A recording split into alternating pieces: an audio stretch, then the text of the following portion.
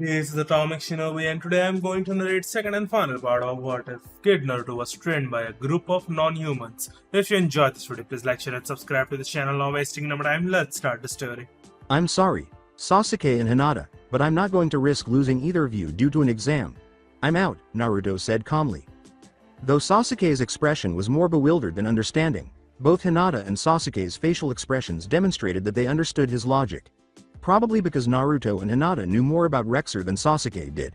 Together with the others who had left the exam at that moment, the three departed the room. Sasuke turned to Naruto and said, "Do you really think that guy would have killed any of us?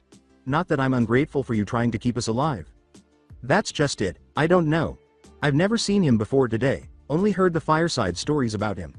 I do know that he could face the old man and possibly another cage at the same time and win," replied Naruto. Hinata questioned, "What makes you so sure about that? Master Linthian told me that he met Rexer in Outland once." Sasuke and Hinata grasped it right away. Outland and Northrend were the only locations they were certain no shinobi could survive in the current state of affairs. Even the Hokage wouldn't survive long if he went to Outland, according to some rumors that they had heard about. The Orses who had previously executed the Cage Bunshin entered and began listing different teams that could depart, so the three ended their conversation. Upon realizing that there were only 3 teams remaining, the Orses grinned and said, "Congratulations on passing the first part of the Chunin exam." Naturally, this caused some misunderstandings that she began to clarify. Some of you knew already that Rexer would be able to kill everyone in the room if he wanted to. For various reasons you backed out of a fight that you knew that you had no chance of winning. Some would call that a show of cowardice when in actuality it is a show of intelligence. There will be times when you will be faced with odds that will be impossible for you to overcome. Not all of those times will you get the option to back out, but at times it is best to retreat and live to fight another day. Then what were the questions for? Was Kiba's next query after Naruto had grasped the logic. To see if you had paid attention to the world outside of the elemental countries. A few phony genin were placed in the room to answer the questions that almost no one would be able to answer. The questions themselves were simple if you hadn't been ignoring information that the Horde brought with them and dispersed on their travels through the elemental countries. Then, after glancing at the remaining teams, another orc entered and declared, 10 teams left, not bad but I'll do even worse to them." When Naruto heard that, he swallowed because this exam was much more difficult than he had anticipated. That this wasn't the Junin exams. Were they certain? A troll dressed as a priestess that the group passed gave Naruto a wry smile. It seems that she had picked up on that idea. As the orc turned to face the group, Naruto put his thoughts on hold. As the orc started to explain the second part of the Chunin exams, 2 groups of blood elves, one in front of the other and one behind, dressed in mage robes, began to place big crystals on the ground. The orc said, "You will all be randomly transported to somewhere in the desert land known as the Barrens. There you and your team will have 3 weeks to make your way to the Horde base called the Crossroads. Each team will be given a self-expanding map. These maps will only show places that you have been to and will also show where you are on that map. I should also warn you, those at the Crossroads have been tasked with preventing you from reaching Crossroads. Some of you will not survive the temperatures, some will be killed by the wildlife, and a few may be killed by those preventing you from your goal. To pass, you must reach the inn at Crossroads within 3 weeks. Once you have spoken with the innkeeper, you will not be hassled as you are transported back here to Konoha." The second stage of the Chunin exam beings, now. Before each of the teams found themselves split apart in the Barrens, the Blood Elf mages slammed staves onto the ground, and the crystals they had previously placed flew up and flashed a green light. Luckily, every member of each team was present. As soon as Naruto took out his map, he realized they were 1 mile north of Crossroads. He glanced at his fellow soldiers as he put his map away and replied, "Okay, there are several ways that we can do this. One way is the brute force method, me summon an army of Cage Bunshins and start attacking. Another way is to henge ourselves and hope that that works, unlikely. Another way is to ambush single Horde troops leaving the inn and take their hearthstones. Those are the best methods that I can think of." "Why don't we just sneak past the guards during the night?" asked Sasuke. "Well, for one thing, orc eyesight is better at night. Perhaps we should do some more scouting of the security before we make a decision," Hinata said. After exchanging nods, the 2 boys headed south toward the Crossroads. In order to ensure that no one would surprise them, Hinata used her Byakugan. As though Hinata's Byakugan wasn't in use, every member of Team 7 was experiencing extreme sensory strain. The Byakugan's reputation as a all-seeing eye was not totally accurate, despite the fact that it was a useful tool. Hinata had told her teammates that it was not without flaws. Due to a small blind spot that was only a single degree long and located directly behind their head, their eyes were unable to see in all directions as was previously thought. An additional flaw was that druids prowling in feline form did not always become visible when rouges were steeled. A prowling druid and a steeled rouge only partially emerged and were difficult to distinguish when the Byakugan's user had it active. It was even more difficult to see the druid or rouge when the real eyes weren't staring at them the way a regular person would. After 2 minutes, Team 7 was observing the guards at the crossroads' northernmost entrance. Sasuke offered to scout the area around the wall from a distance. There are 2 guards at every entrance and even more further in. I can't think of how we'll get past them, he muttered when he returned 5 minutes later. After saying, I have an idea, Hinata whispered her strategy to her teammates. That's your idea? Sasuke questioned, his face showing disbelief. Naruto smirked and said, that's crazy, so crazy, first. It just might work, Sasuke concluded, grinning in agreement. The 3 quickly made their way to the wall to the crossroads behind the inn, using a henge in an odd way, to make themselves appear to be the heir. The 3 leapt through the hole that Sasuke had quickly made in the hide wall with a kunai. After taking a stick of dynamite with a long fuse out of a pouch, Naruto lit it with fire mana and threw it outside the hole. Then, just as they had done with the wall, the 3 ran to the inn's wall and cut their way inside. The stick of dynamite detonated with a loud bang after the 3 were inside. With curious looks on their faces, Hinata and Sasuke dispersed their henges and faced Naruto. We don't want to make things too easy on the other teams now, do we? Was the unasked question that Naruto grinned and responded to. The innkeeper said, I am surprised to see a team here already, I wasn't expecting one for at least another day, drawing Team 7's attention. So we made it past the second portion of the exam? Yes, and now you get to go back to Konoha. Sasuke told them, don't worry, we've still got out Heartstones, as he took his own out and headed back to Konoha with Hinata and Naruto. Team 7 rested and engaged in light training for the remaining 3 weeks. Not enough to reveal anything to any opposing teams, but enough to prevent them from losing an advantage. At the conclusion of the 3 weeks, the 7 teams that made it through gathered in a tower within a training area known as the Forest of Death. At that moment, they were informed of the Chunin exam's subsequent section. In 1 month you will fight each other individually in front of the leaders of each country. However, there are too many contestants. To weed the weaker ones out, we will be having a preliminary match. From here on out, nothing that you do will affect the rest of your team. Should you wish to leave now you may. A plate. Armored Tauren told the 20 single genin. Nobody raised their voice. Very well then, since there is an odd number, 1 person will fight twice. If that person wins only one of their matches, they will still pass. The first match will be randomly determined and displayed on this board. In the classic chakra gathering seal, a stone statue of 2 hands rose up behind a sizable electronic board, before landing on. The names of every gene present flashed across the board. The Tauren Proctor asked, in an unapologetically blunt tone, would all except Uchiha Sasuke and Hyuga Neji ascend to the balconies while these 2 fight? A Junin wearing green spandex, who was presumably the Hyuga's sensei, yelled, this will be an interesting match, Kakashi-san. Last year's Rookie of the Year against this year's Rookie of the Year. Byakugan against Sharingan. However, Neji Kun's flames of youth will be enough to win the match for him. As he put his porn away, Kakashi said, you say something, guy? Curse you and your hip attitude, Kakashi. Naruto remarked, I mean no offense, guy was it? Anyway, I think that your student is in for something that he won't be prepared to face with Sasuke, as the proctor started the match. A miniature version of Neji's sensei questioned, and just what is it that you think that my rival is unprepared to face? Someone who even with all of his tenketsu sealed will still be able to fight, in addition to will not slow upon having their insides turned to scrambled eggs, Naruto said, glancing at the clone out of the corner of his eye. Hearing that, both Guy's clone and Guy's eyes widened as they turned to look at Kakashi to determine whether Naruto was bluffing. Kakashi simply shook his head, indicating that Naruto was being honest. The plague appeared to be centered around chakra, which made sense given that chakra enabled undead to function without specific body parts like eyes or a lower jaw. They also found that training in chakra increased the plague's strength. It just made Sasuke more difficult to kill than any other Forsaken without Zabuza in this instance. This was evident to Neji since Sasuke was unaffected by any blow to his organs. He diverted from Juken, something he would never have done otherwise, out of sheer frustration. Neji kicked Sasuke in the face with enough force to break his neck and turn it 180 degrees, using what little he knew of Goken. Sasuke chose to play with his opponent after the force was sufficient to knock him to the ground. He pretended that the broken neck killed him, but in reality, it just made everything appear strange. You may call the match now, Neji said, beginning to leave. He was fated to lose. Naruto yelled down into the arena, "Hey Sasuke, stop acting like a moron and kick that asshole's ass." Guy said, "I'm sorry, Naruto-kun, but only one of the Forsaken could have survived that," assuming Naruto was unaware of his teammate's death. "I'm well aware of that. Neji didn't kill Sasuke because he's already dead." Sasuke stood back up until his face was looking behind him and the back of his duck-ass hairstyle pointed in the same direction as his chest. "Go and ruin my fun dobi," he yelled. With sounds too gruesome to explain, Sasuke grabbed the sides of his head and turned it so that he was facing forward.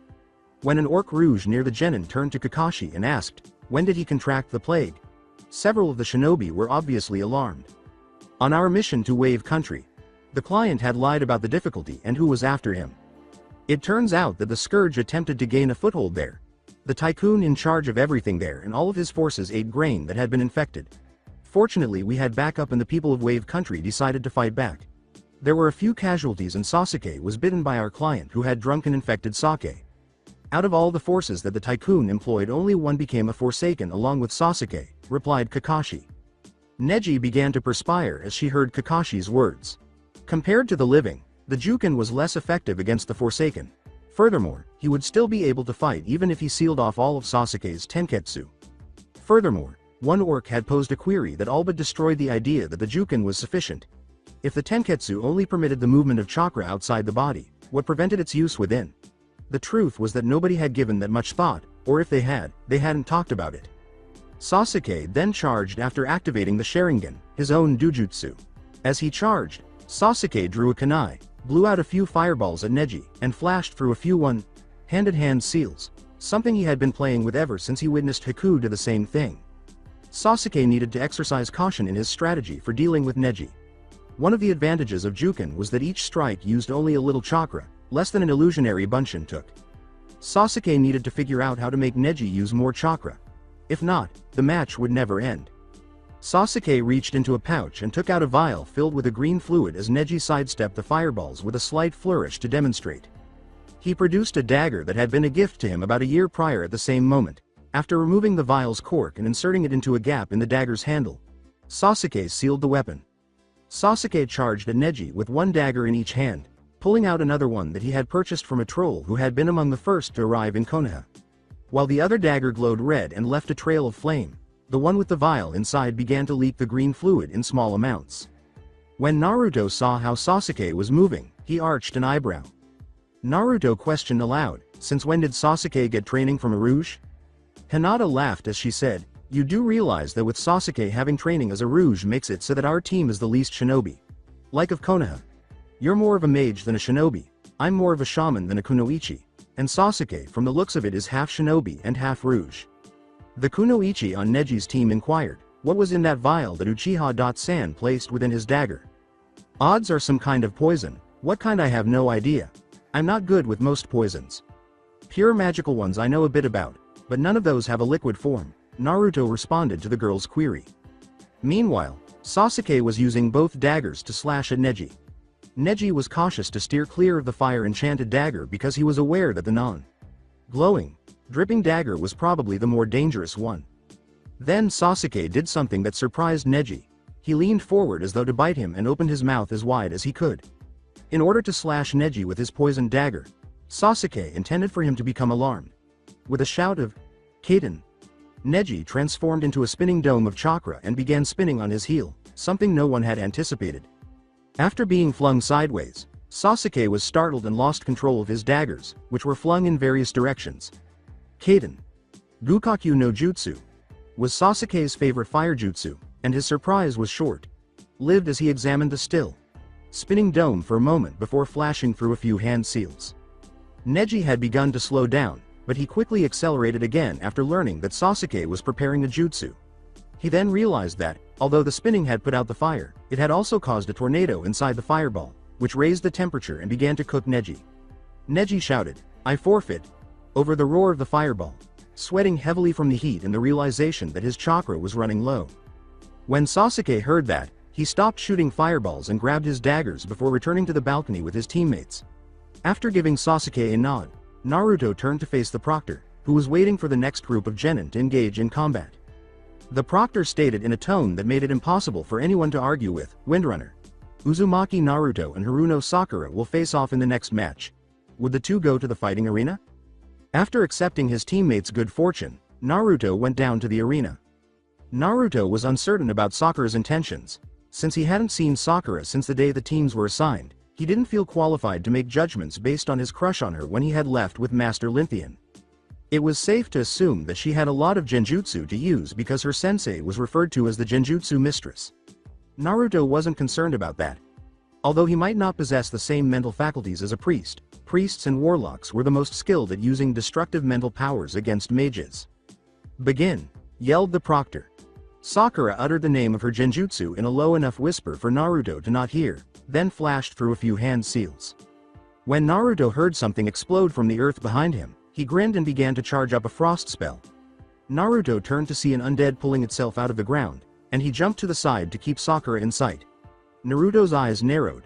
He wasn't willing to take the chance of either Sakura learning necromancy or this being a genjutsu. When Naruto had finished assembling the energy required for his spell, he raised his hand and muttered, "Blizzard." The ice fragments struck the many undead who were dragging themselves off the arena floor. But when Naruto witnessed more undead emerge from the earth than were destroyed, his eyes narrowed. If this was a genjutsu, the likelihood was that it would be disrupted if Sakura had to break her focus. Naruto growled and sent a frostbolt at her. Naruto started to doubt that it was a genjutsu after she dodged. Sakura's only response to Naruto's question, "How did you learn necromancy, Sakura?" was a sly grin. As he was tackled, Naruto let out a sigh and flew backward. When Naruto's ghoul bit down on his shoulder, the audience gasped. Linthian laughed without anyone noticing. Naruto began to laugh as the proctor got ready to announce the match. Naruto stood up and yelled, ignoring the now weightless ghoul on him, "Nice trick, Sakura." Creating images that had sound, touch, and smell. That would fool almost anyone. Except there was one thing that you weren't able to take into account. I've already felt what the plague is like. What is Naruto talking about? Kiba inquired, perplexed. I was bitten by a ghoul while in the Ghostlands, and I did something that was thought to be impossible. I completely resisted the plague. The Kyuubi attacked the village years ago, but instead of dying, he was sealed into an infant. Master Linthian and I learned that the Kyuubi's chakra was actually the same rage that the Horde and Alliance warriors use, but the Kyuubi uses it entirely differently. It seems that the fox didn't like the idea of his host being undead, so he burned the plague out of my system. Your mistake, Sakura was assuming that the plague didn't cause the victim to feel anything, and now that I've caught onto your trick, you're going down. After creating a cross seal, Naruto muttered, Kage Bunshin no Jutsu. When Naruto used this jutsu for the first time, he created a sea of blondes. Now, he had enough control to fill most of the arena, which was still a huge improvement. Sakura looked around, dismissing most of the clones, and tensed her body when they all started charging up the arcane missile spell. Thinking that only one was real, she avoided the first batch and, assuming the rest were illusions, was hit by about 50 missiles. Luckily, Naruto reduced the missile's power so she wasn't killed, but she would still be in the hospital for a few days at the very least, probably a few weeks. The proctor announced, winner, Windrunner. Uzumaki Naruto, as Sakura was carried away by a troll priest and a medic.nin as Naruto climbed the stairs. The screen's names flashed through them once more before coming to a stop on 2. Hyuga Hinata and Inuzuka Kiba, please come down to the field. She would have to be careful about the rifle on his back, though, as the younger generation had been infusing with the Horde since their arrival a year ago, and it was possible that he had some hunter training. Hinata raised an eyebrow at her opponent before shrugging and doing so. Based on his behavior, it was likely that he assumed that he would win automatically because she was a girl. Akamaru, this is going to be easy. She is a chamois in addition to being a girl. Kiba yelled, oblivious to the flinching faces in the crowd. Start. The proctor called out, just before bolts of electricity and fireballs from a totem slammed into Kiba. Naturally, Kiba was fortunate that Hinata left him relatively unharmed, but he was unlucky that one of Hinata's fire totems burned his Kiba Jr. Almost to the point of death. Had Droga not appeared, Hinata would have likely tried to ignore Kiba's remarks about her being a girl and his slur on shamans, but some of Droga's traits rubbed off on her. One thing that everyone who knew her would have said about Droga. Insult her or shamans in any way, and you had better pray that she killed you quickly. Winner. Hyuga Hinata. With the exception of the match between Lee and Gaara, the other matches were largely uninteresting. Before a puff of smoke and Lee running at Gaara with what we fantasy fans refer to as an HFPOM. huge fucking piece of metal, in the shape of a two-handed sword with different runes running down the side. Lee pressed a few spots on his spandex to begin the match. Lee then yelled, "Dig on Nagri, Fatos and Flak, 1. Then, as Lee slammed the sword into Gaara's shield, it seemed to simultaneously burst into flame and emit freezing cold. The two swirled together without mixing, and to everyone's surprise, the blade cut through the shield like butter, causing Gaara to half panic and get out of the way as quickly as he could. He was half successful, as he was not decapitated but instead received a long cut along his forehead that started to bleed metaphorical rivers of blood. Having never been hurt before, Gaara paused, wiped at the blood on his forehead, and muttered, "What is this sensation? Am I in pain? My blood, my blood." Lee's blade cut through the sand like butter again, and this time Gaara was too preoccupied to notice that the blade had severed his head from his neck. Lee realized that if this continued, he wouldn't have another chance, so he reversed his swing to bring it back around while Gaara was confused and distracted. Gaara's distraction at the shock of being wounded cost him his life. The Suna shinobi were stunned. Gaara had been killed by a genin who, according to their knowledge, couldn't use chakra. Maybe they should stay out of Orochimaru's invasion if the greatest weapon of Suna was killed by someone who couldn't even use chakra. Lee leapt back, buried the tip of his sword in the ground, knelt, bowed his head, and whispered, "May your soul find peace and glory with the ancestors," before getting back up and resealing his sword. Since she didn't want to fight anyone who could survive the bite, transferred plague, Naruto forfeited the match against Ino as soon as she saw who her opponent was. To find out who would be facing whom, everyone who passed went down to the arena after the final match and removed a slip of paper from a helmet. Shino vs Naruto Tamari vs Lee Tenten vs Hinata. Kabuto vs Sasuke Shikamaru vs Kankuro. After informing all of the genin that the final matches would start in 4 weeks and that they should prepare for their opponents during that time, Naruto approached Lee and said, "I wonder how your sword managed to pierce that sand shield. If the shield were to get in front of it, I believe it would be sufficient to stop almost anything." Lee gave a slight smile before responding, "The answer involves one word: physics. The sand is initially frozen by the cold and then melted by the heat, though not sufficiently to be perceptible. I am also interested in your combining shinobi jutsus and your magecraft. In a month, I'm looking forward to our fight." Before turning to leave the arena, Naruto turned and saw Lee conversing with a man who appeared to be an older version of himself and an orc wearing heavy plate armor. Although his hearthstone was fully charged, it was considered impolite to do so in the middle of an arena. Naruto fought the urge to shiver. Was every genin in Konoha receiving training from Horde members? Later that day, while Naruto and the rest of Team 7 were resting at the hot springs, Naruto looked at Sasuke and then noticed something on the Forsaken Shinobi's shoulder. Naruto and Sasuke were on the men's side, while Hinata was on the women's side. Naruto said bluntly, "You're rotting," indicating the area of Sasuke's shoulder where a patch of skin was beginning to peel off. After examining the area and reaching up, Sasuke tore off the skin flap to reveal the discolored muscle beneath, saying, "So I am." According to some of the Forsaken I've spoken to, the idea of their bodies decaying no longer disturbed them after they turned undead. That seems to apply to you as well. Yup. The bright side is that once my jaw falls off I won't have fangirls chasing after me anymore. Naruto dramatically placed a hand on his chest and shouted, "Hell must be freezing over." The one and only Uchiha Sasuke made a joke. "Hey, keep it down, you two. I'm trying to do some research," an older voice whispered to them from the fence dividing the men and women sides of the hot springs. Knowing that their teammate was by now in the hot spring, both of the genin were understandably enraged. The two boys froze and looked over at the older man who seemed to be writing on a notebook while looking through a hole in the wall. Naruto charged up a small amount of fire mana and sent it to the man's notebook, and Sasuke got out and charged at him. The man looked at Sasuke, and then a cloud of smoke appeared, and a huge tongue slammed out and pinned him to the wall of the building where the men changed. The smoke cleared to show a large toad and the man crying over the ashes of his notebook. The toad said around its tongue, "Jiraiya, there's something funny about the way this boy tastes. It tastes almost like the body of a 2-month-old. Naruto smirked as he emerged from the spring and said, "Hey Sasuke, I wonder if toad summons can contract the plague," which made the toad and the man freeze, while Sasuke wore a sly smile.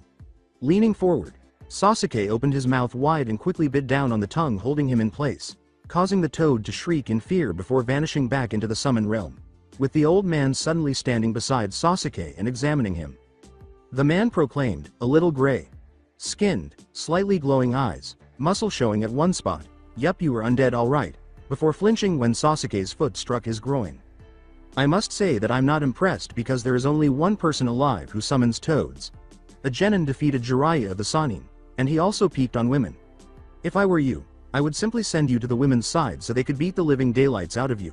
However, because our teammate was over there, Naruto whistled a particular pattern while cracking his knuckles. On the women's side, Hinata heard Naruto whistle and recognized the horde code, which translates to, "Hinata, meet Sasuke and I at the Bell training grounds." Meanwhile, Sasuke reached down to Jiraiya's neck and applied a pressure point that sent the pervert into La land. This essentially meant that she would meet the boys at the training ground where they tortured Kakashi on the day they became genin. After leaving the hot spring, she went into the women's section of the building and changed before going to the training grounds, where she saw Naruto and Sasuke glaring at an elderly man with long, spiky white hair, his hands and feet tied together, and his fingers tied, indicating that he was a shinobi, as well as 2 scraps of paper on his arms that were a combination of horde and shinobi seals. The horde had seals that prevented mages and similar individuals from using mana, and by combining those seals with shinobi seals, they created an equivalent for chakra. Alright, so what was the elderly man up to? As she approached the boys, Hinata inquired. Both boys simultaneously said, he was peeking on the women in the hot spring, which made Hinata's eyes light up. So, how should we handle the pervert? Hinata inquired sweetly. Let me assure you that I am not a pervert. I am an extreme pervert, Jiraiya exclaimed with pride. Trick of interrogation number 9. Calmly, Naruto asked the other two. Which one is it? Jiraiya began to perspire as Sasuke asked with such eagerness. Wasn't that the one that Ibiki guy claimed was a brilliant idea and asked if he could use? Hinata asked in a kind way. Yes, before completing the polymorph spell he had been charging, Naruto responded. The mage, genin, transformed Jiraiya into a sheep with a puff of smoke, then he was put in a sack and driven into the forests that surrounded Konoha. During the night, the people of Konoha could hear the cries of agony from both sheep and humans, and Ibiki and Enko were crying at the beauty of the cries. They could tell that anyone who was exposed to whatever the poor soul was exposed to would reveal all of their secrets. The following day, Jiraiya was in front of his sensei's desk, badly burned, frostbitten, electrocuted, cut, and, most importantly, furious. He demanded, "What the hell is wrong with those kids? They tormented me as though it were a daily occurrence. Moreover, who taught them the techniques they employed? Nothing, they just hate perverts, they don't, and no one," the Sandiami people said in response to the questions. And who created the jutsu that the Hyuga and the blonde employed? They must not use a lot of chakra for me to not sense them using it, and I didn't recognize them. They weren't jutsus, the Sandiami replied, his eyes narrowing a little. Hyuga Hinata is more of a shaman, whereas Naruto is primarily a mage. What? How is that even possible? Why are they learning from shinobi when none of the horde could possibly defeat them? At this point, the Sandiami was squinting even more at his students' apparent bigotry and yelling. They are not less than us even though they don't use chakra. Many of them have already vanquished our shinobi as well as those from other villages. The people in our village probably didn't want the other villages to be completely humiliated, and they must not have been ready for them to fight in a different way. If we wanted to get rid of them, even their leaders couldn't stand in your or my way. I hope you quickly overcome your prejudice, Jiraiya, for your own sake. Almost every non-shinobi member of the horde has visited a location where I would perish within 10 feet of entering. Jiraiya stopped when he saw his sensei trembling with anger. Oh, stop being modest, there isn't any way that any of them could stand against a Konoha shinobi, was his statement. Grab. Out. Right now, Sarutobi yelled angrily, infusing his voice with chakra and murderous intent. Jiraiya, of course, left. Sarutobi sighed, then looked up and inquired, how long have you been there? Iurtni answered, I was here before he was, and the hidden Anbu blinked before emerging from the shadows with the closest thing to a smile. Remember, he was missing a lower jaw. I have to admit that I had higher expectations for him. You could have killed him how many times? Since he entered, I've used my poisons at least 100 times without experiencing any pain, and about 58 times in painful ways. He was terrible at detection, despite his claims to be so good. Remember that Rouges conceal themselves differently than shinobi are accustomed to doing. You must have wanted me to notice you, because that's the only reason I did. You're correct. You need to humiliate that bigoted jerk of a student of yours. As he hops across roofs, he might cut his belt strap. Not too ordinary. Or, Iurtni began to murmur to himself at this point, attempting to come up with pranks to pull on Jiraiya. While some of those would be amusing, I didn't ask for your aid for that reason. I apologize, but what do you need? Orochimaru is likely to launch an attack during the Chunin exam finals. I want you to try to identify any holes in Konoha's defenses, along with a couple of people you would feel comfortable entrusting this task to. After you've finished, look for someone else you can trust to help you figure out how to fix them. I'll allow you to do whatever you can to strengthen our defenses. I get it. I'll get started right away, and the pervert's punishment will come later. At that point Ierdne vanished, causing the Hokage to sigh and the Anbu to look around to try to find out where the Rouge went. Sarutobi knew that the Anbu wouldn't find him. Rouges were better at sneaking and the like than shinobi were due to the fact that they were more specialized than shinobi. Shinobi were basically a combination of hunters, priests, medic nins anyway, and mages that used a different source of power than all three. The last fact was the reason that shinobi couldn't sense the chakra of the other members of the Horde. It was still hard to think of Konoha as part of the Horde since it was a stronger and closer alliance than any shinobi village had in the past, and as the saying goes, old habits die hard. Without training, the other members of the Horde had almost no chakra. Even civilians had more chakra than Rexer had.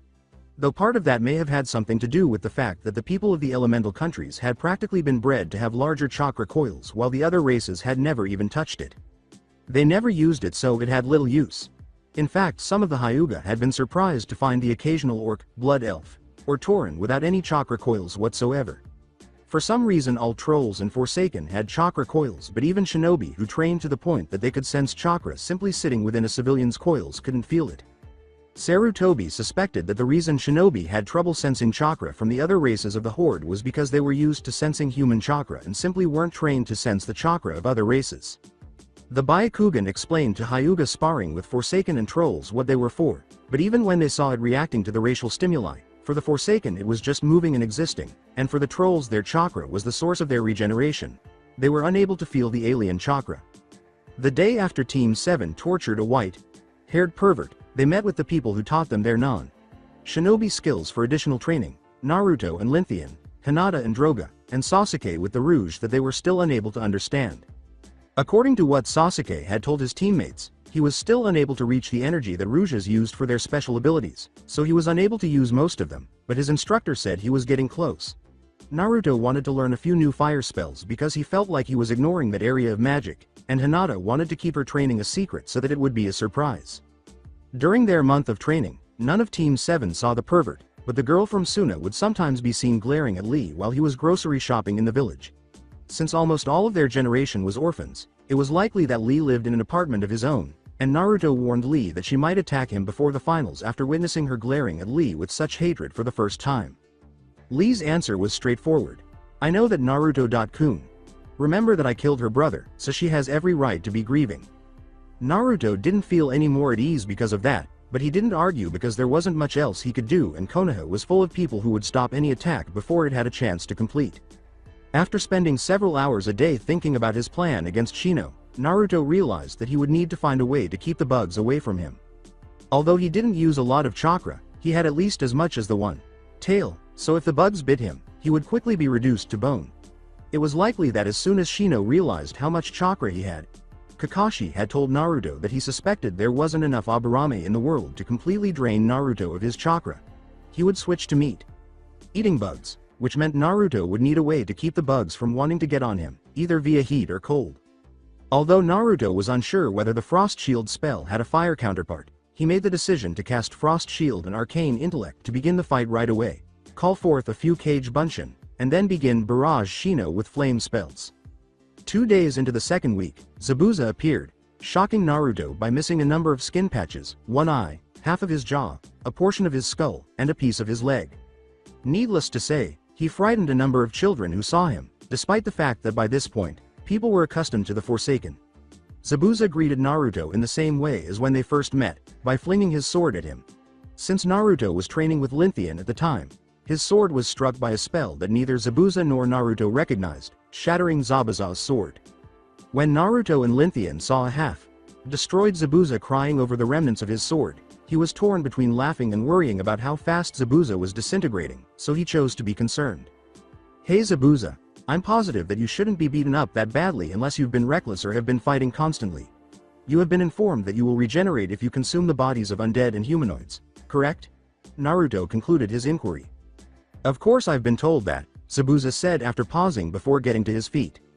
Simply put, I haven't encountered enough of those bodies for my own to replace what I've lost.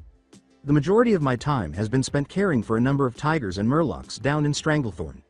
I took the first Zeppelin over here to Kalimdor because I knew that the Chunin exams would be held around this time.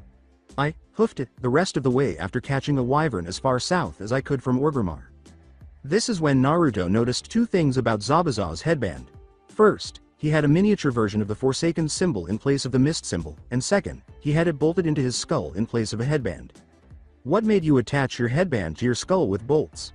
With a literal grin, Zabuza remained silent. 2 days after Zabuza's arrival, Naruto thought of something else that he could use against Shino and possibly against others as well.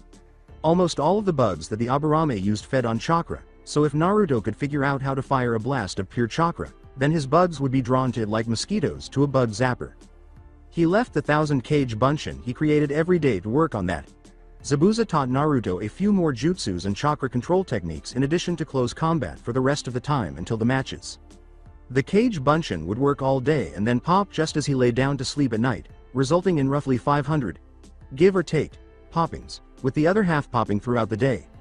Naruto had reached a point where his mental pain tolerance was so high that he could handle the pain of 75 popping cage bunshin at once without anyone else noticing, but after that there would be slight visible signs up until 150 popped at once. During Zabuza's combat training, Naruto was prohibited from using magic or chakra and was essentially prohibited from doing anything but dodging as the manically laughing undead swung at him with his repaired sword.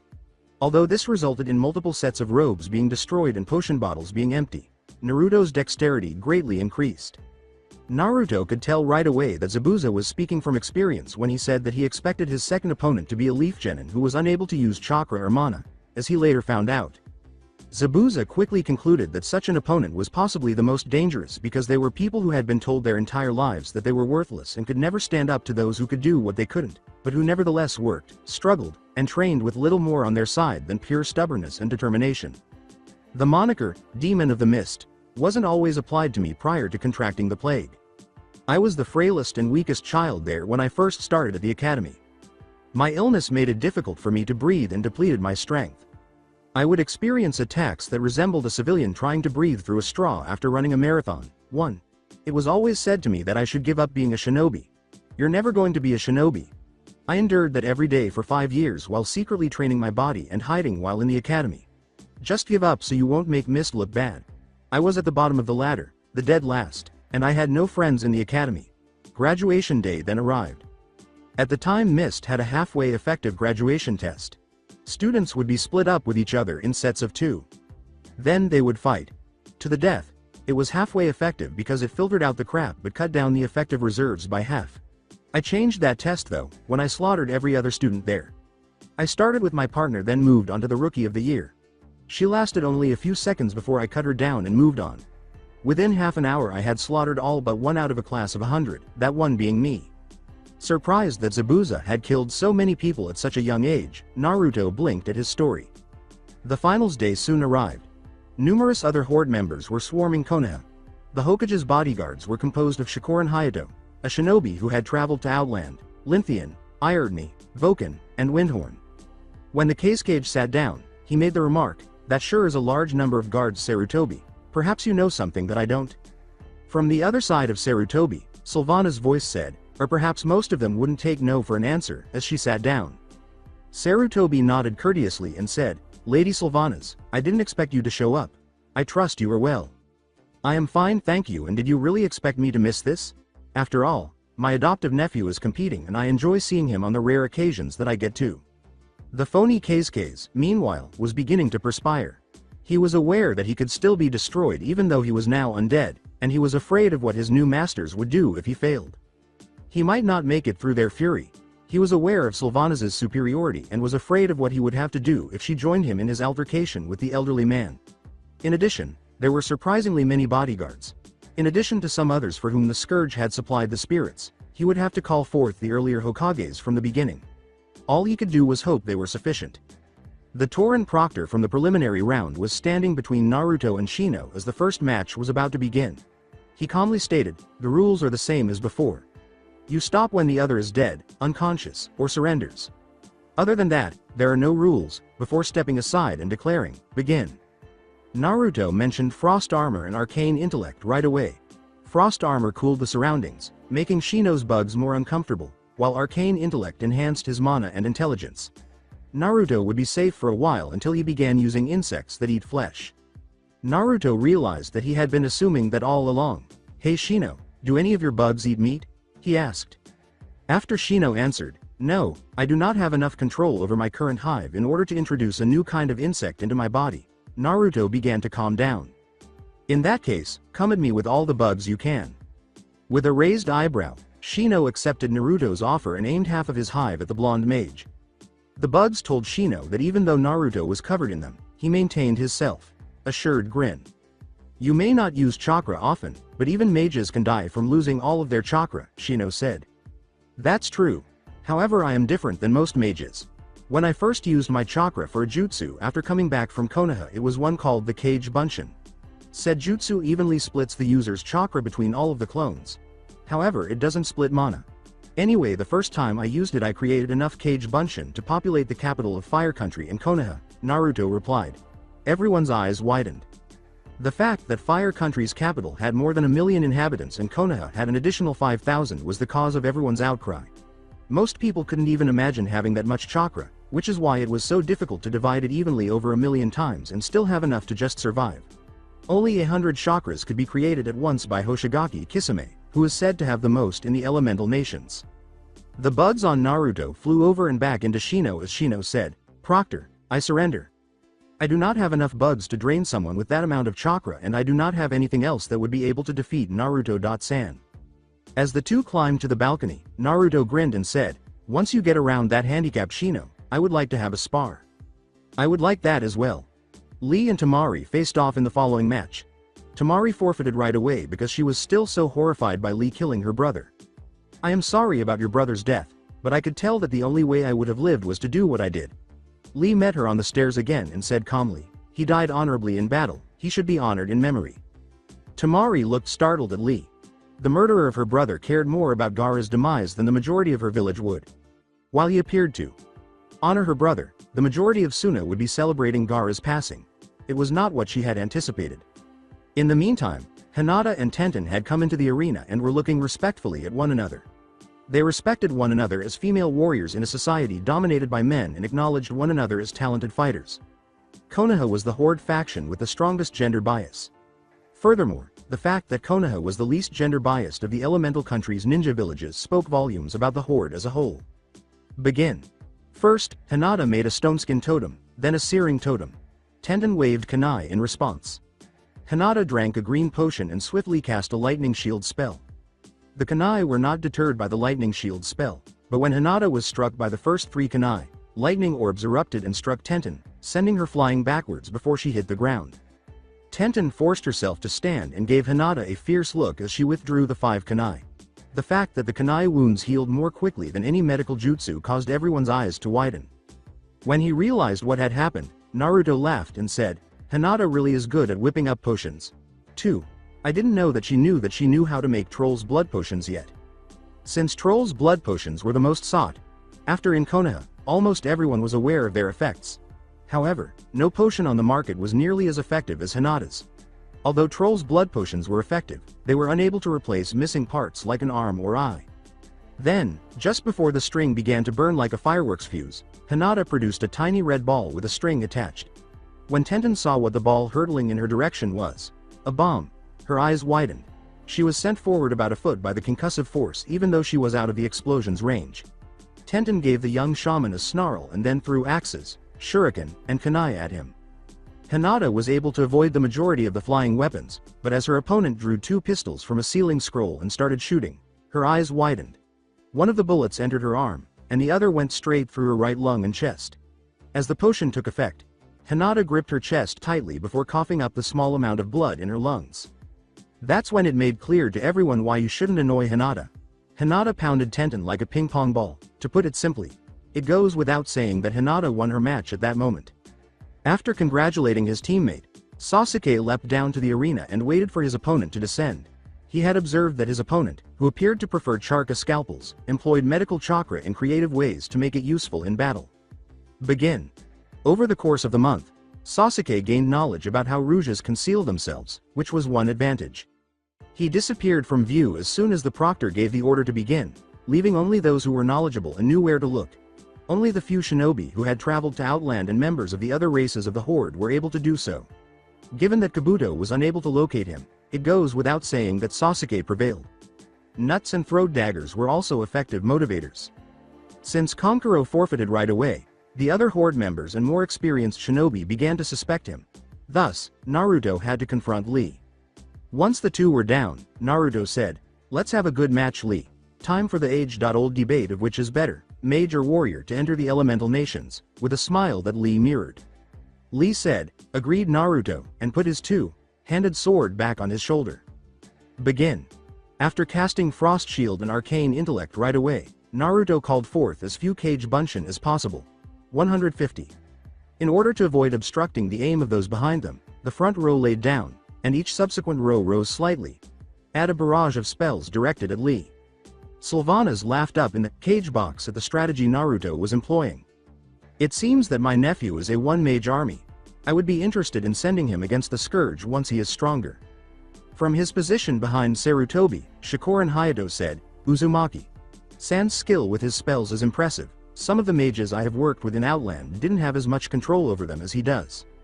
As Sylvanas and Sarutobi's guards noticed, the cage stiffened up a little and focused more intently on the fight. Or on Naruto in particular. "In Troll," Hayato said in a whisper, "warn Hokage. Sama, the Kazakage's a fake." Voken returned the whisper, "I can tell," then leaned beside Sarutobi and uttered the warning in Orcish. Sarutobi didn't show any signs of acknowledgement, but Voken knew he understood. In the meantime, Lee had succeeded in making it to the first line of clones without taking more than a passing glance. Insert several swings of a big chunk of sharpened metal into the flesh of the clone. There was a loud cry of pain before Lee flew out of the arena into the stands, but sadly for the crowd, the smoke from the exploding clones obscured the match for the next few minutes. Winner, Uzumaki. Windrunner Naruto. Sylvanas and Linthian cheered and grinned, then paused. The sixth sense, which warned of danger to those who were competent, was activating. At that moment, a huge three-headed snake was called forth, and swarms of Otto and Suna nins, along with the undead Scourge, descended upon the village. There was an explosion from one of the walls. A smoke bomb detonated inside the cage box, and Linthian, Voken, Irodne, Windhorn, and Hayato circled Sarutobi. Sasuke, Hinata, and Naruto stood side by side in the stadium as undead attacked them. While Hinata threw balls of lightning and Naruto used his various spells, Sasuke lit two bombs and tossed them into the swarms. The other genin held up well against the undead. Lee destroyed hordes with a single sword swing. Shoji transformed his arms into giant versions and crushed both enemy nin and undead. Neji severed the chakra that kept them alive. Shikamaru and Ino combined to eliminate dozens of undead. Shino's bugs turned them into rotten corpses. Tenten put enough metal in them that they died. Sakura employed low-level fire techniques in inventive ways to eliminate the undead. And Kiba and Akamaru transformed into slicing whirlwinds that eliminated half a dozen undead with each pass. With a laugh, Sylvanas pulled out her bow and pointed it at the phony cage, asking, well, what do we have here?" Linthian said, "Probably some puppet of Arthas out on a personal vendetta against this village," as his hands began to flush. Voken said, "Dat oa missing nin out foe. Avenge," as totems materialized all around him and his axe and shield clanked together. The cage had pulled his face off to reveal a very pale face with snake-like eyes. "How about all of the above? It's been a long time, sensei," he drawled. Irodne said, "I thought I smelled a rotten snake.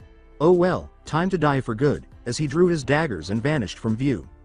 Orochimaru grinned, then let out a few hand seals before slamming his hand to the floor. 5 blatantly undead shinobi emerged as the floor rumbled, forming a wall around Orochimaru and themselves. As 6 coffins rose from the ground in front of him and then opened with a dramatic cloud of smoke, Orochimaru smirked and got to his feet. The Shodiami, Nidiami, and Yondiami were the 3 shinobi who emerged from the 3 coffins on the left. They were all familiar from the Hokage monument. The other 3 infuriated Orochimaru's adversaries. An orc who was recognized by everyone but Sarutobi cried in a panic, "What is going on? The last thing that I remember is me and my mate, 3, being ambushed, and then I'm in a place with architecture and a few races that I don't recognize. Wait, what happened to my son? Where is our son?" A female blood elf dressed in priestly robes said, "Lynthian, Sylvanas, what's going on?" A jungle troll asked, "Why am I feeling bad about everything?" Hayato bowed briefly to the father of the orc warchief Thrall and said, "Honorable Duratan, you and your wife died in that ambush and your son grew up to become warchief and returned the orcs to the way of the shamans." Sylvanas poured unshed tears into her sister. In Law's eyes as Lynthian trembled with barely contained rage. "Dear Iridata, you and Riadriel fell when Arthas and the Scourge attacked our homeland. I now lead the undead that have broken away from the control of the Scourge," she said. "Great Senjin, Da Darkspear tribe has joined with Da Horde and now be ruled by Da Shadowhunter, Vol'jin. I be sorry bout what we bout ta do," said Vulcan. Lynthian roared, "Orochimaru, you have gone too far," and started to lash out at the animated warriors of the past. At the same time, the Nidiami was totally destroyed by fire, and the Shodiami Hokage was frozen into a block of ice. While Orochimaru threw tagged kunai into the heads of the 3 surviving animated corpses, the Yondiami threw multiple tipped kunai at the defenders. However, the tags were cut off of the kunai in mid-air by thrown daggers. Steeled, Iredni drove 2 daggers into Orochimaru's shoulders, tearing them apart in the process. Hayato struck the 6-armed undead shinobi with a lightning bolt after slashing through a few hand seals. Windhorn transformed into a bear and roared as he charged the odd-tailed creature, who produced sword-like bones. After one of the undead produced a flute, Sylvanas hurled an arrow at her throat. The biggest undead roared as he charged Vulcan, who just shook his head and used a lightning shield after a flame shock. Before the troll's blood potions took effect, there was a flash of yellow as all of the defenders were fatally stabbed and slashed at different body parts. Vulcan asked Sarutobi, "And was Da most powerful shinobi ta come out o Konoha?" after examining the wound in his chest as it and his heart healed. Sarutobi answered, "Yes, Uchiha Itachi has been the only one to come close." Before a black flash met the yellow and showed Hayato crossing kunai with the Yondiami began to disappear in another burst of yellow. Before entering the Yondiami's guard and putting his arms around him, Hayato yelled, "You guys handle Orochimaru, I'll handle Yondiami. Sama," and then vanished in a flash of black. The fact that another shinobi had mastered the Hiroshin briefly astounded Sarutobi. He was naming Hayato the Godiami Hokage following this battle. Enma, who had just glanced at Orochimaru, said, "I know I told you that you should have killed the little shit years ago, but that's not what I had in mind." He snapped out of his reverie and called upon Enma. "Enma, staff form, this will probably be our last fight together," Sarutobi asked icily. Enma raised his eyebrows before complying. The 2-headed undead merely smiled and divided into 2 1-headed undead, so Sarutobi snatched up the monkey staff, 5, and charged at them. Most of the fighters turned to look at the newer undead, who exclaimed, "Sakin! What's going on? What happened to us?" Lynthian was still too angry to pay much attention to anyone but Orochimaru. The other retorted, "Well Yukon, we have joined a new master. Our king has granted us great power in exchange for our loyalty," as he charged Sarutobi. Sakin's spine cracked as Sarutobi slammed his monkey staff into his side, causing him to fold the staff over. The boss of the Ape Summons clan screamed in agony as the plague poured through his veins as Sakin grinned and bit down into Enma's staff form. Many people believe that summons cannot perish on our aircraft. That's incorrect. They can usually return to their own plane to heal before being killed, so if something works quickly enough, they will remain dead. How do you like the new improved plague? Works on just about anything, even those from the Burning Legion and from the plane where the summons clans reside. The entire Snake Summons clan has been recruited into service for the Lich King, Sakin boasted prior to being attacked by another person. Before Sakin was flung off, Ukin repeatedly slammed his head against the ground and demanded, "What is wrong with you? What happened to my brother?" Sylvanas said, "Your brother is under the control of the Lich King just like the rest of your comrades. You'll be doing him a favor by destroying him," as she dumped herself to the ground after shooting the undead guard with enchanted arrows. The undead in front of Windhorn retorted, "Wrong, I serve no one but Orochimaru. Sama," as he attempted to drag the remnants of his body to carry on the battle. Hayato and the Yondiami, meanwhile, emerged in a black flash at the summit of the Hokage monument before separating. Before a ball of whirling chakra materialized in the Yondiami's right hand, his eyes narrowed. Hayato just grinned and held out his arm, palm out, to the raised Hokage. A swirling disk of black chakra began to form in front of his palm. Before the 2 strongest shinobi to ever emerge from Konoha charged at one another, the disk retreated towards Hayato and wrapped itself around his arm in a form fitting gauntlet. With a sly smile, Hayato's hand grabbed the Rasengan and sent out a green flame. Covered kick. 4. Hayato jumped away as the green fire covered the Yondiami after the Yondiami's other arm blocked the kick. My time in Outland, Lordaeron, and the rest of Kalimdor has taught me much, more than new techniques, more than new ways to use chakra, more than skills in fighting. It has taught me the value of allies, something that we shinobi are unused to. Even Konoha has never valued allies as much as our new ones do. For more than just my home, for more than just the horde, for all living creatures, you have to be stopped here. I can't allow the one to defeat the Kyuubi to serve the scourge, Hayato growled as the body that was hosting the Yondiami's energy and might vanished into. Hayato muttered, now, time to clear out the rabble, as he darted through the streets of Konoha, his green flaming fist slamming into the last of the non-horde fighting in the village before returning to the Hokage's side. Linthian began hurling everything he owned at Orochimaru just in time. Orochimaru has always been among the world's most formidable shinobi. Given his undead status and the numerous physical improvements he had made, he would have been on par with Sarutobi in his heyday. On a bad day, Linthian could use Sarutobi to clean the floor. Orochimaru, whether undead or not, could never compete with a furious Linthian. He might have had a chance if all the ones he had raised had been guarding him. However, the kunai that were initially supposed to regenerate and control them had the seal tag that would do all of that cut off, killing the last 3. One was frozen solid, another was turned into ash, controlling seal and all, and the third had been drawn away. Orochimaru was, in short, screwed. When Anbu and other visiting horde members surrounded him, that fact was compressed. Soon as forces were all but destroyed, Otto was wiped out, and the scourge was driven back. As Sarutobi and Sylvanas approached to stand beside Linthian in front of Orochimaru, whose arms were several feet away from him, Linthian grinned. Orochimaru, you cannot be allowed to continue to serve the scourge. I only know of one way to guarantee your permanent destruction. Linthian.kun, do you think you can place him in a form of suspended animation while I make all of the preparations? Sarutobi replied to the blood elf. Linthian said, leave it to me, as the undead shinobi was entombed in ice. 2 days later, Sarutobi, Hayato, Linthian, Windhorn, Voken, and Iurtni were standing before the council. After returning to Undercity, Sylvanas declared that she didn't think Varimathras could manage the city for very long. A very happy Linthian had burned Orochimaru to the ground and scattered it to the winds the day before, and with the assistance of the different non-goblin engineers who remained in Konoha, the village's repairs were going quite nicely. In any case, Sarutobi had a special surprise in store for today along with the results of the Chunin exams judging. Danzo gave the Anbu at the doors the order, bring the genin in. Shino, Shikamaru, Naruto, Hinata, Sasuke, and Lee entered the council chambers after the 2 Anbu nodded and opened the doors. Before getting up, the 6 knelt before Sarutobi and the other Konoha leaders. We would be severely short on Chunin and none of you would be here today if every Chunin were chosen by the exam. Most Chunin are promoted through actions on the battlefield. Every one of you have shown the skills necessary for Chunin rank. Congratulations, Sarutobi said as he moved ahead of Lee, who now always carries his sword across his back, and then walked in front of the group. Now then, I have an announcement, Sarutobi said after the group had been given their vests. This battle has shown me that it is time for me to retire. I realized what I have been missing, both here, out in the world, and beyond.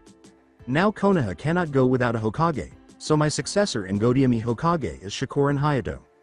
After his stunned eyes grew as big as dinner plates, Hayato stumbled, Hokage. Sama, no offense meant, but are you sure about making me the next Hokage? Surely one of you 2 remaining students could take over.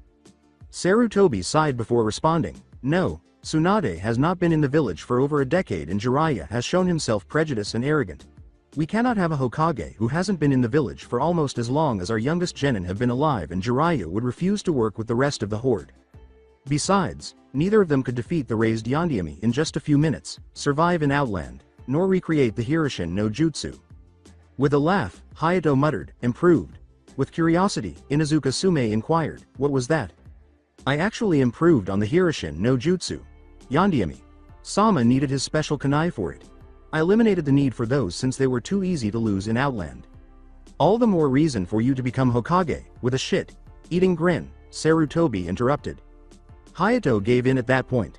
It was decided that Sarutobi would gradually move Hayato into the role of Hokage over the course of the following month. After that, Hayato would have a brief meeting with the other horde leaders to bring Konoha closer to the horde than they were previously. Konoha was not accustomed to alliances as close as those of the majority of the Horde, as Hayato had previously stated. The Hokage summoned Team 7 to his office a few days later. "How may we be of assistance, Lord Hokage?" "No offense, but shouldn't we be helping in the reconstruction?" inquired Naruto, the group's unofficial leader and strategist, after the new Chunins had bowed to Hayato and Sarutobi. Hayato smiled briefly before responding, "I have an A-rank mission for the three of you. When your Genin team and others returned from the disaster at Wave with information on the planned invasion, Hiruzen sent out a recall order to all high-level shinobi in the field. 2 did not return. The 3 of you are to go with the only remaining teammate for the higher level of the 2 shinobi and bring them back, by force if necessary. If they resist to a great enough degree, then you are to treat them as S-rank missing. Nin. Normally I wouldn't send a group of Chunin on this sort of mission, but your team have shown themselves to be closer to Junin level than not. Your actions at Wave and during the invasion prove this. Who are we working with during this mission, Hokage? Sama? Hinata asked after the 3 grinned and bowed once more, this time in appreciation. The 3 of you have already met him. You did give him the pervert punishment. Their joyous looks disappeared as quickly as goblin technology detonates. Sasuke let out a growl, "With all due respect, Hokage.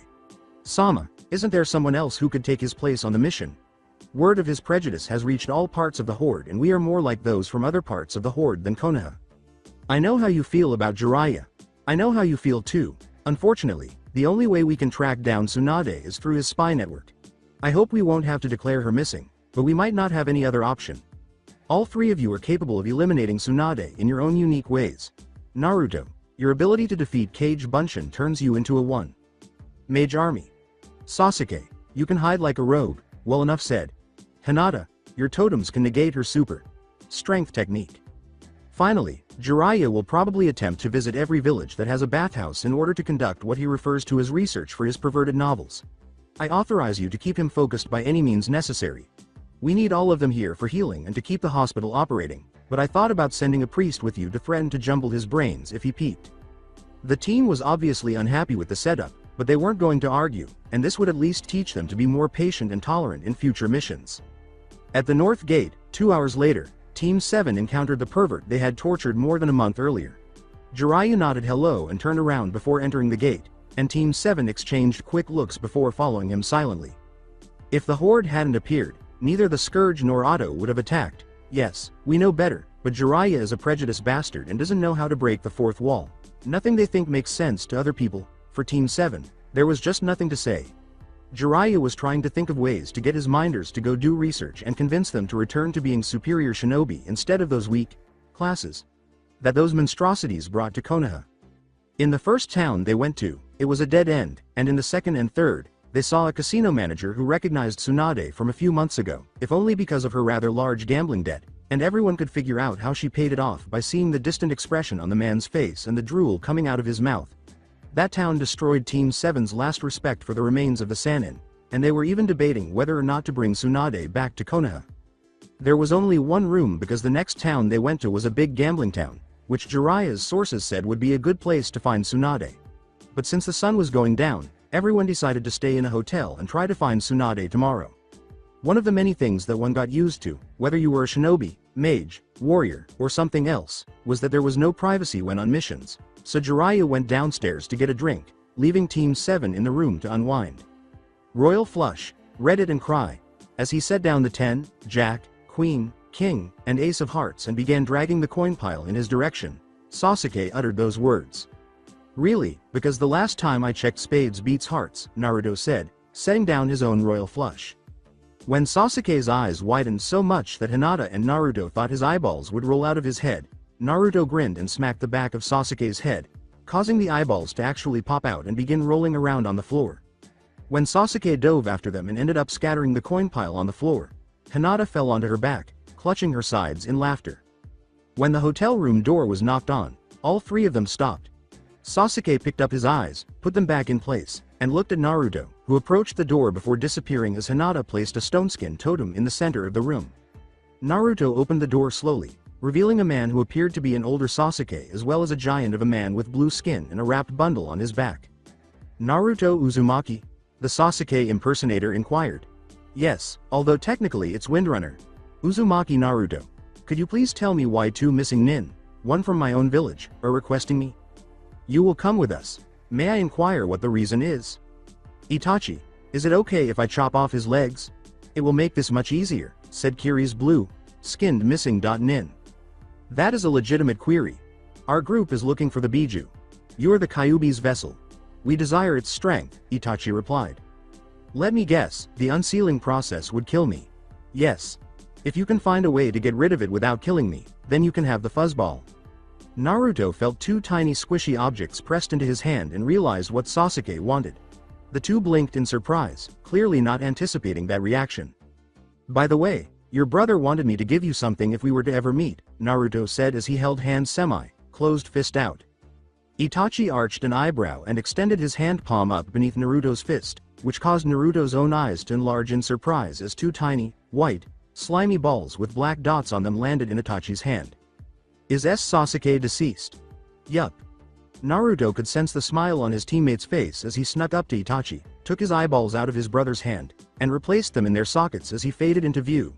Itachi fell to his knees, staring at the eyeballs in his hand that were staring back at him. Sasuke rolled his eyes around in his sockets to orient them, then turned to face the blue man who was shocked in the unconscious Itachi. What? Never seen a Forsaken before? I wanted to finish the search for Tsunade arc, so I thought about ending it here. The three Chunin scowled at the ostensibly greatest of the Sannin, after Jiraiya returned fully and utterly hammered after the missing nin that Naruto entertained ideas of his mother getting frisky with a Naga took Itachi with him back to their organization to deliver Naruto's message. When the sun rose the following day, Naruto got up and went downstairs for the breakfast buffet. Yes, he had a lot of food sealed away in crystals, but it was nice to occasionally eat something else's cooking. After filling his plate with bacon, eggs, and a muffin, he made his way back to the only table that was even slightly empty, which already had a pig and a black-haired woman at it. May I sit here, please? Naruto questioned the woman in her 20s. All right, may I ask what your name is? The woman gestured to an empty chair before asking. My name is Naruto. Which is yours? Why are you in town, Shizune? I came looking for a woman that the village leader wants back, along with my team and a higher-ranked shinobi that we have been watching over. Before I was even born, she went undercover and the company she was spying for was shut down. We were dispatched to investigate whether she was murdered or went rogue. You don't look like a shinobi. I prefer spells to jutsu and was trained by a traveling mage. It's also more practical because I have a condition that makes it nearly impossible for me to control my chakra. Why are you here, then? Additionally, I'm taking on some of the babysitting myself. It's just me and my old sensei, but at least we have a team to support you. Even though I've learned everything she taught me, I still live with her because, quite honestly, she wouldn't be able to function without me. I can't just leave her, even though I really want to return home. I take it you're referring to Tsunade of the Sannin? Naruto went on. I have no ill will towards her unless she refuses to come back to Konoha. After Shizune straightened up and her eyes widened in horror. She has been told to return home by the Godiami Hokage, and we need all the assistance we can get to help rebuild after the Scourge invasion. Tsunade was hailed as the world's best doctor. Whether or not that is accurate, her knowledge should be useful. Shizune began to say, there's a slight problem with you and your team convincing her to come back to Konoha, but was cut off by a woman's voice behind her. I swore to never return to that cursed village. Tsunade of the Sannin, by order of the Godiami Hokage you were to return to Konoha immediately, Naruto said in a composed, businesslike voice as he stood up and faced the blonde with absurdly large assets. We have been instructed to treat you as a missing nin and return you to Konoha by force if you refuse. What will you do if I give you one chance to respond to this question? I'll never go back to that village, as I mentioned, and I won't be persuaded by anything you do. Tsunade retracted her fist to strike Naruto, who merely raised a hand and remarked, maybe we ought to do this somewhere else. Unless you wish to violate another oath you took. Tsunade growled before nodding, and Naruto followed her and Shizune out of the hotel while using a messenger spell to wake up his team. Shizune blinked before realizing the oaths he was referring to. The first was that every shinobi swore upon becoming a genin to serve Konoha until death, and the second was that medics made to preserve life whenever possible and not to take life unless there was no other option. Tsunade halted as she entered the forest that surrounded the village and turned to face Naruto, who merely continued to walk and uttered the words, nowhere near enough room. After another mile, Naruto paused and made a cross seal before blonde mages, facing away from Tsunade, covered the entire visible forest. The clones turned around and asked collectively, do you still want to say no? Because of my tenant, I have enough chakra to fill Hai no Kuni and hardly use any of my stores of chakra, and the Kage Bunshin doesn't split mana. Tsunade snarled, "All right, we'll return. It's nothing personal. We were sent to retrieve you because you disobeyed a straightforward command to return home. In any case, what were you doing out here that was so crucial? Using sex to settle your debt after gambling away your family's fortune?" Tsunade. Sama. When Shizune saw her mentor look down in embarrassment, she let out a startled cry. Hinata said, "Well, I guess that Naruto didn't need us after all," as she and Sasuke entered the clearing together. "Are they your teammates?" Shizune asked, jerking her head in the direction of the two before turning back to face the Naruto nearest to her. "Yes, the other members of our team are Uchiha Sasuke and Hyuga Hinata. At the conclusion of the Chunin exams, we were promoted as a result of our actions during the invasion." As the clones scattered into groups of 100, Naruto remarked, "Each of us prefers skills taught to us from other parts of the horde." Naruto sent a Bunshin to follow Tsunade and Shizune up the stairs to retrieve Jiraiya, while Team 7 led Tsunade back to the hotel and sent her and Shizune to pack their bags.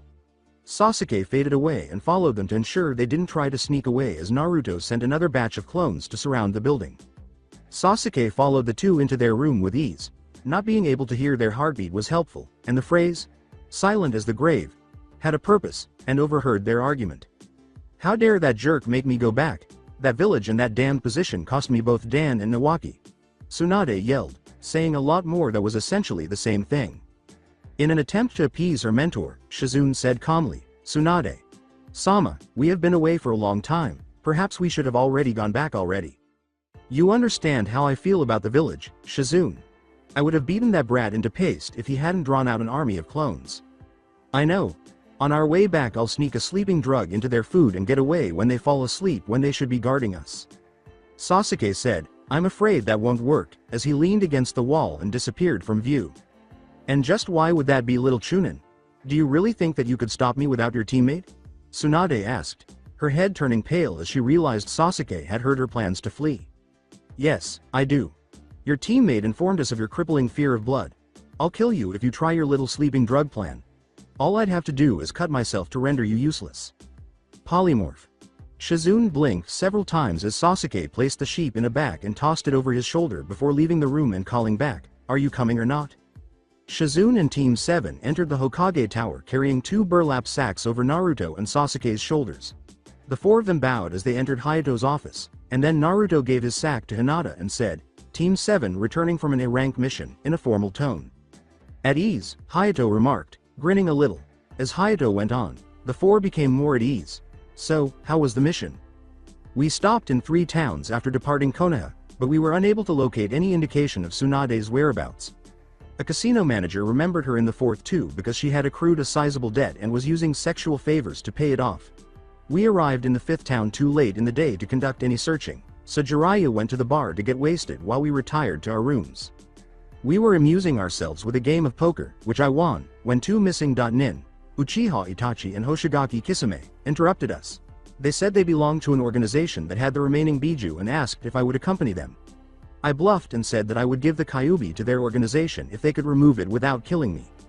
I happened to run into Tsunade's former apprentice the following morning and found out that she wanted to go back to Konoha but didn't want to leave Tsunade behind. Tsunade showed up during our talk, and Bunshin persuaded her to come back by threatening to send an army of Kage. Sasuke and Hinata had caught up to us by then, so we went back to the hotel to give them time to pack. While I had some of the remaining clones encircle the hotel and 1 person go after Jiraiya, Sasuke hid and followed them to their room to ensure they didn't try to flee. Sasuke took over after Naruto retreated a step. I followed Tsunade and Shizune up to their room, but neither of them saw me. Tsunade was so upset about having to go back that she even planned to give us sleeping pills and run away on the way back after searching the room for shinobi hiding techniques, quite poorly, I might add. Since she didn't know I was an undead, I revealed myself and told her plan wouldn't work on me. Tsunade then asked if I thought that I could beat her in a fight. I gave my answer, and knowing that Naruto would have the building surrounded called for one of them to perform a polymorph spell.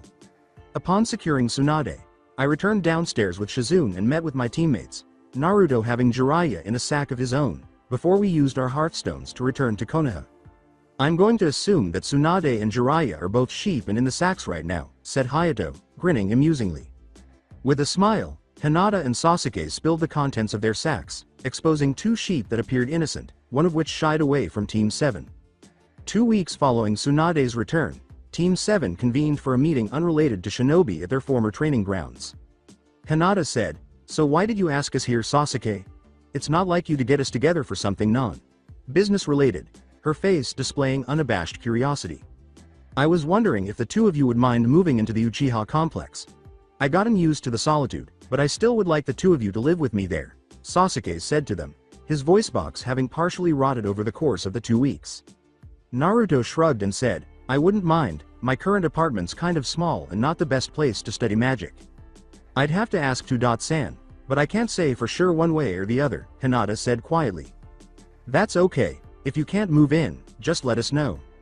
Former Team 7 is to report to the Hokage's office immediately, urgency level black," a messenger.nin read from his scroll amid a cloud of smoke before vanishing to deliver his next message. The group jumped to their feet and hurried to the Hokage Tower after their eyes widened in shock. A possible security breach in the village was indicated by urgency level black. Though they didn't want to draw any hasty conclusions, the three had a notion of what the situation might be. They were able to reach the right conclusion when they arrived at the Hokage's office to find a sobbing Shizune and Shino, Lee, and Shikamaru already waiting for them. As she performed a rejuvenation spell on Shizune, Hinata questioned, "Tsunade left, didn't she?" "Yes, and she had help.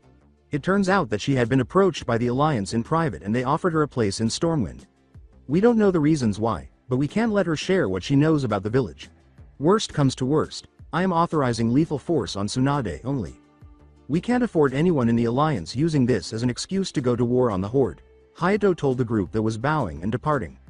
Only a few Chunin and Junin knew that Konoha had lost a significant number of soldiers in the invasion.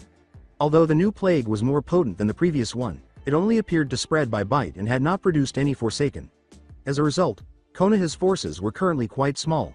In other words, most of the people who were better qualified to take this mission were already on their own. Saying, "Meet at the East Gate in 15 minutes, if you're not there at that time you'll be left here," Shikamaru turned to face the group. The other 5 gave a nod and disappeared. After grabbing their preferred weapons at home, Naruto and Sasuke met at one of the stables to pick up mounts for the other members of the team. Sasuke had acquired a wolf mount a few days prior, Hinata had acquired a raptor, and Naruto still owned his skeletal horse.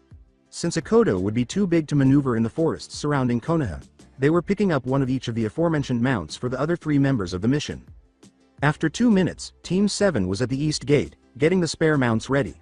The rest of the team arrived in 5 more minutes, with Shikamaru carrying one of Tsunade's extra vests. "Here's the plan. Sasuke, you lead with your wolf tracking Tsunade's scent.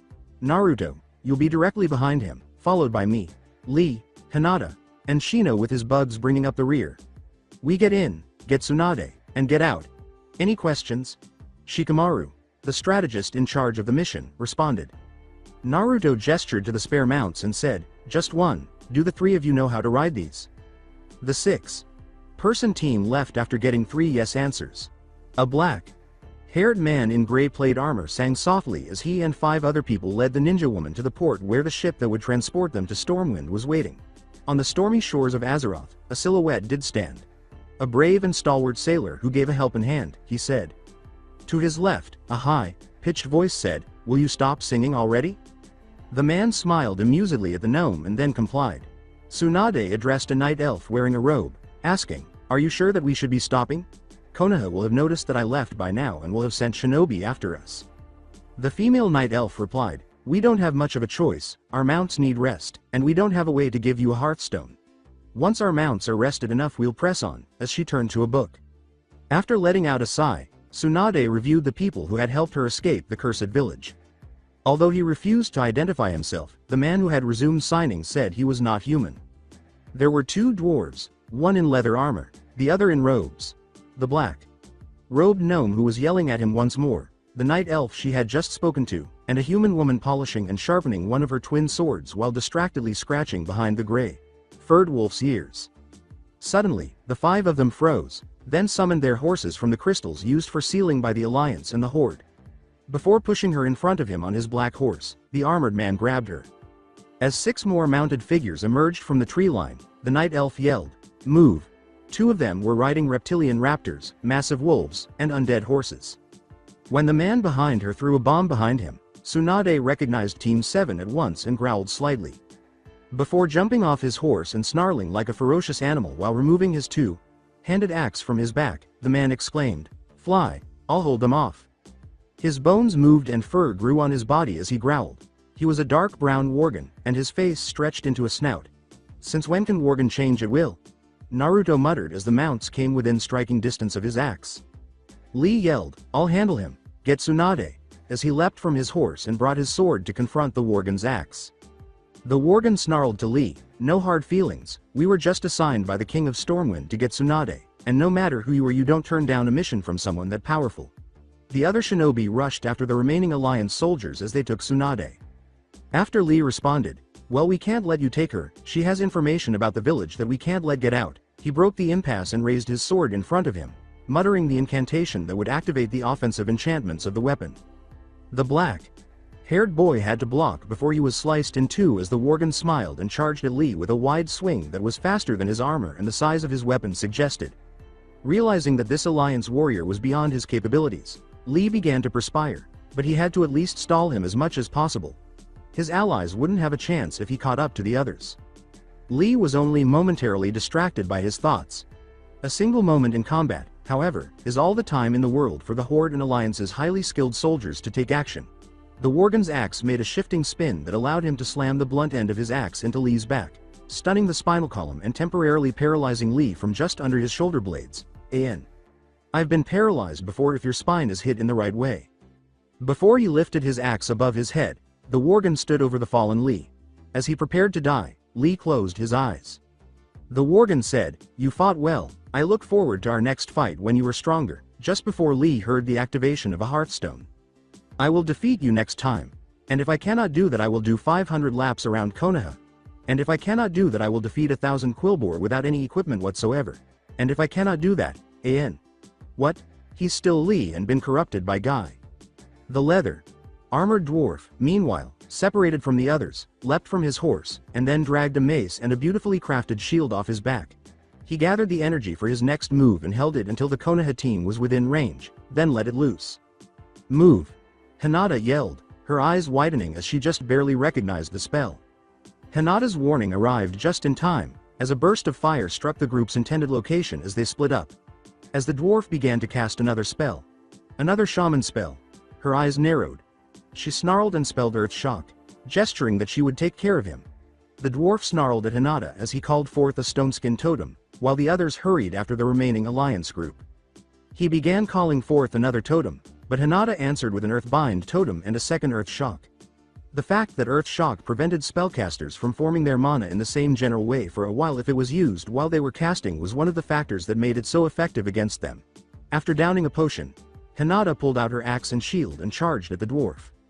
Slowly, but quickly enough to deflect Hinata's axe aimed at his head, the dwarf raised his shield. He swung his mace in response, but Hinata was able to easily avoid it. Hinata holstered her axe and smirked as he whispered under his breath and flashed through a few hand seals before he sank into the earth. The dwarf whirled around to find his opponent and demanded, "What sort of sorcery is this?"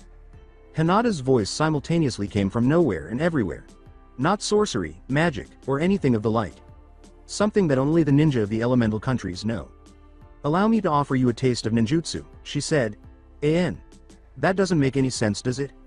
A pair of hands appeared out of the ground as the dwarf turned again, grabbing his ankles and pulling him and them both underground. Similar to what Kitty does to Juggernaut in the third X-Men film, except the dwarf was dragged all the way under, head included. After stepping off the ground and calling her horse back, Hinata followed the others. As her mount chased after the others, Hinata thought, "I'm just lucky that he underestimated me and had little knowledge of jutsu. Had he been prepared, then I would have lost." The human woman drew a rifle and opened fire on the leader, who was Sasuke, as she glanced over her shoulder at the advancing group and immediately got off her horse. Shino jumped from his raptor and said, "I'll handle her, the rest of you go." As the wolf from earlier charged at Shino, growling and barking, the human woman loaded another round. Before a swarm of insects flew from Shino to the wolf and hid among its fur, he smiled slightly. The wolf yelled in agony and started biting and scratching at the carnivorous insects that were eating its flesh before it was within 10 feet of Shino. The human exclaimed in horror, "Kaishu," as she launched a bullet at Shino, who turned into a mound of insects. A swarm of those same bugs flew in her direction, settled on her, and began eating away at her chakra. She dropped a smoke bomb in a panic, and the bugs were chased away by the smoke. On a tree branch across from his opponent, the bugs transformed back into Shino. She drew out a yellow vial and gulped down the contents while growling. Before launching another volley of bugs, Shino arched an eyebrow. He was shocked when she aimed directly at him, ignoring the wave. Her rifle bullet pierced his chest, passed through his right lung, and exited through the opposite side. Even as the lung filled with blood, Shino's eyes widened as he felt a strange poison running through his veins. His opponent approached him and aimed her rifle barrel at his forehead as he fumbled to retrieve the life-saving item from his pocket. Bang! The human hunter exclaimed in exasperation, "Damn Hearthstones," as her bullet was able to pass through Shino's head. Due to their close relationship with their insects, the Aburame clan's use of Hearthstones had the unintended consequence of bringing any insects outside of their bodies along for the ride. This resulted in a partially eaten wolf corpse where there had been a black mass. The hunter above knelt beside her companion's corpse, her eyes worried, and started to prepare a spell to revive her. She overlooked one thing, though: while the spell was being cast, it kept you from concentrating on anything else. Hinata rode in and slammed her shield into the huntress's head, taking advantage of the significant opening.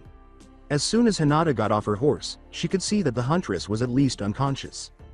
As Hinata got the huntress ready to be taken to the Anbu interrogation section, she thought, "I hope the others can get Tsunade without me, but we can't pass this chance up. We don't have time for this. Taiju Kage Bunshin no Jutsu," said Naruto, snarling. When Sasuke heard Naruto employing that specific jutsu, his eyes widened. Naruto was not taking any chances by using the multi-version of the shadow clone when he could have killed anyone else trying the multi with ordinary shadow clones. The Alliance soldiers were halted in their tracks by the jutsu's outcome. There were clones on every conceivable surface within a mile. With clones forming a path away from them, the remaining retrieval team members advanced on the Alliance soldiers and Tsunade, who were trapped. Tsunade and her friends were frozen in place by a swarm of frost novas when the retrieval team arrived. Knowing that Tsunade would try to demonstrate her super strength by biting through the rock, Sasuke smirked and pushed a special hearthstone into her mouth. But the hearthstone would be activated by the technique's chakra. This specific hearthstone was designed to capture inmates and lead them to a special prison cell. It did not lead to an inn. Even the Outland veterans could hardly make a smudge on that cell, which had been warded and enchanted so effectively. Tsunade could not escape because the majority of Outland veterans could beat her with both arms behind their backs. In broken common, Naruto turned to face the Alliance soldiers as Tsunade disappeared and said, "Tell King Rin Tsunade stay here. The clones watch you till all gone." The shadow clones then started to scatter, and the retrieval team returned to Konoha using their own hearthstones. The retrieval team returned to Konoha and made an appearance at the hotel next to the Hokage Tower before making their way to the Anbu detention facility, where Tsunade ought to have been welcomed. They hoped that the other members of the retrieval team were safe as they made their way down the stairs into the underside of Konoha's sewer networks. Gazing into the cell where Tsunade had been hid, Naruto smiled sorrowfully. The seals and wards in the cell scattered her genjutsu, revealing a woman older than her years would indicate. Her clothing had been changed to prisoner garb during the journey. The Alliance team hunter, dressed similarly to Tsunade, sat beside her and rubbed a big goose egg the size of a softball on her head. "This is your fault, brat. If it weren't for you, I wouldn't be stuck here," Tsunade growled, glaring at Naruto. Naruto calmly remarked, "Your situation is the result of your own choices. Do not blame me for the consequences," before leaving and making his way back to the Hokage Tower. The three proceeded up to the Hokage's office and entered it after finding a secret way into the basement of the Hokage Tower. The location was his playground as a child, so naturally he would know more about it than anyone else. "Back already?" Hayato inquired, his face showing surprise. Naruto declared, "Mission success. Senju Tsunade has been returned to Konoha," and then he briefed the three about the events of the mission, which began as soon as they left the village gates. After completing their report, Hayato gave a nod before continuing. Hinata.san returned with the Alliance prisoner around 10 minutes before the three of you did. Shino.san and Rock.san were both unable to defeat their opponents and were forced to use hearthstones to get to the hospital. From preliminary reports, the Worgen that Rock.san fought disabled him with blunt force trauma to the upper portion of his spinal column. Shino.san had a bullet wound that was a through on the right side of his chest. Shizune.san is keeping an eye on both of them. It is my belief that she feels the need to make up for them getting hurt going after Tsunade. After giving a nod, the three were sent off to visit Shino and Lee at the hospital. Hinata was probably already waiting to visit the couple at the hospital. Because they were concerned about their fellow soldiers, all three arrived at the hospital almost immediately. In the lobby, they encountered Hinata, who, after a quick look and a head jerk, led the three to the area just outside the emergency room before pausing and starting to talk. Lee's going to be fine, his spine was simply stunned. He's able to walk, but the medics want to keep him overnight for observation in order to make sure that his spine's okay. Shino's in critical condition. When he heard the medics gave him a troll's blood potion thinking that would be all that was needed. Unfortunately, it seems that Shino's beetles and his special anatomy due to his bond with them caused the potion to, for lack of a better term, backfire. The potion forced all of Shino's beetles out in a gory burst and started to try to remove the locations where his bugs reside. The medics are trying to stop the potion from doing so, because if the potion does that then Shino will die due to his body being dependent upon his beetles. Everyone's eyes went wide with surprise. This was the first time a potion made from troll's blood had a negative effect. Troll's blood potions had no negative effects, even on those who were allergic to healing potions. Such an occurrence was unprecedented. Since no one knew what would happen to Shino, it was very likely that he would not be able to continue as a ninja if he survived.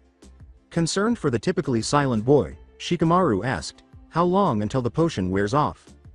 Hinata looked at the time before responding, 27 more minutes before it's over.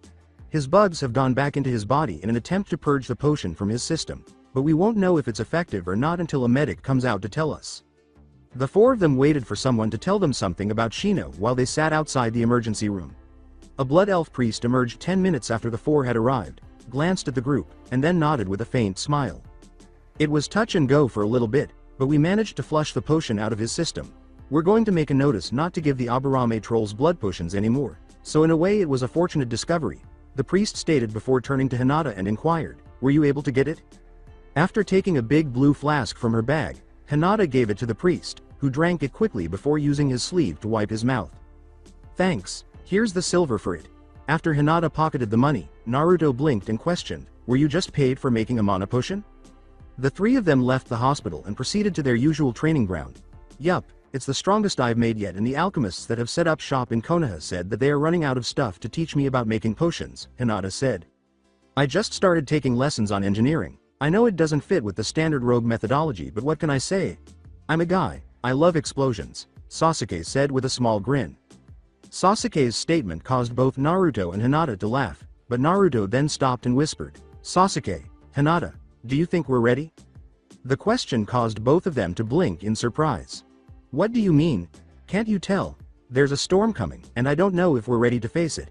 There is talk about preparing for a combined assault against the Lich King by both the Horde and the Alliance. Not to mention rumors about Deathwing, Arthas and twisted new undead experiments. Plus there is something up with Varimathras. I don't care what Aunt Sylvanas says, I don't trust the Dreadlord." After considering what Naruto had said, the two other members of Team 7 paused. He was correct. Were they sufficiently powerful? They were unaware. They were far too immature to even contemplate entering the Dark Portal. They were unprepared for a lot of things. Even with his limitless clones, Naruto was powerless against most of the undead in the Platelands and a good number of demons, and those undead were nothing in comparison to those in Northrend.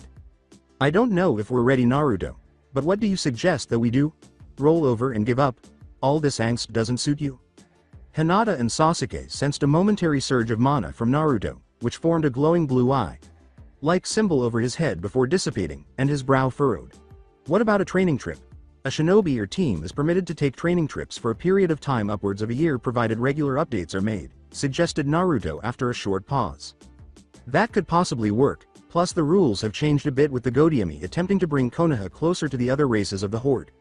We could go out to assist other parts of the Horde and combine that into a training trip. We'll need to talk to the Godiami in order to finalize it, but that could work." As he looked up at Team 7 from the paperwork in front of him, Hayato said, "So the three of you wish to travel to the other parts of Kalimdor and the Eastern Kingdoms on a training trip that will last for about 3 years. You don't know where exactly you'll go, outside of various Horde outposts and doing missions for them before moving on. Did I miss anything?" "No, that was everything.